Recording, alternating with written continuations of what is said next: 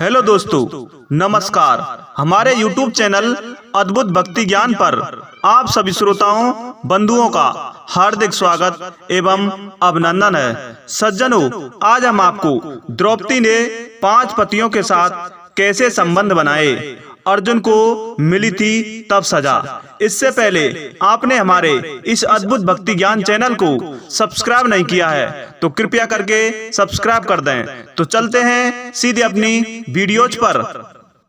सज्जनों, द्रौपदी भारत की वह प्रथम महिला है जिसके 5 पति थे, या वह 5 पुरुषों के साथ रमण करती थी। लेकिन सबसे बड़ा सवाल यह है कि आज के लोग यह समझते हैं कि द्रौपदी ने विवाह तो सिर्फ अर्जुन से किया था, तो क्या उसका रिश्ता सभी के साथ नहीं था? पांडवों को 12 वर्ष का वनवास और 1 वर्ष का अज्ञातवास मिला था। इस दौरान 5 पांडव एक कुम्हार के घर में रहा करते थे और भिक्षाटन के माध्यम से अपना जीवन यापन करते थे। ऐसे में भिक्षाटन के दौरान उन्हें द्रौपदी के स्वयंवर की सूचना मिली। बंधुओं, एक यंत्र में बड़ी सी मछली घूम रही थी। उसकी आंख में तीर मारना था और वह भी तैल पात्र में उसकी परछाई देखकर यह भी कि एक नहीं पूरे 5 तीर मारने थे। अर्जुन ने यह प्रतियोगिता जीत ली। तब जरासंध, शल्य, शिशुपाल तथा दुर्योधन, दुशासन आदि कौरव भी उपस्थित थे। उस दौरान बहुत विवाद हुआ क्योंकि 5 पांडव ब्रह्मवेश धारण कर पहुंचे थे, लेकिन श्री कृष्ण के दखल से आखिर द्रौपदी का विवाह हो गया। सज्जनों, 5 पांडवों से उसका विवाह कैसे हुआ था? 5 पांडवों की वह पत्नी कैसे बन गई? यह बहुत लंबा किस्सा है। कहते हैं कि द्रौपदी अपने पिछले जन्म में बहुत सुंदर युवती थी। सर्वगुण संपन्न होने के कारण उसे योग्य वर नहीं मिल रहा था, इसलिए उसने शंकर भगवान की तपस्या की और तब शंकर जी प्रकट हुए। उस समय द्रौपदी ने हड़बड़ाहट में 5 बार वर मांगे, इसलिए उसने शिव जी के वरदान के कारण इस जन्म में 5 पति प्राप्त हुए। तब भगवान शिव ने द्रौपदी को 5 पति प्राप्त होने का वरदान दिया। तब वह भी जानते थे कि उसे अपने 5 पतियों के साथ पत्नी धर्म निभाने में समस्या होगी, इसलिए उन्होंने द्रौपदी को यह वरदान भी दिया कि वह प्रतिदिन कन्या भाव यानी कौमार को प्राप्त कर लेगी। इसलिए द्रौपदी अपने 5 पतियों को कन्या भाव से ही प्राप्त हुई थी।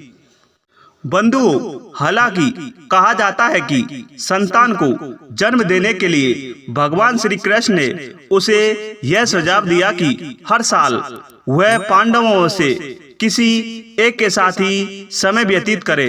साथ ही जिस समय वह अपने कक्ष में किसी एक पांडव के साथ हो तो उसके कक्ष में कोई और पांडव प्रवेश ना करे।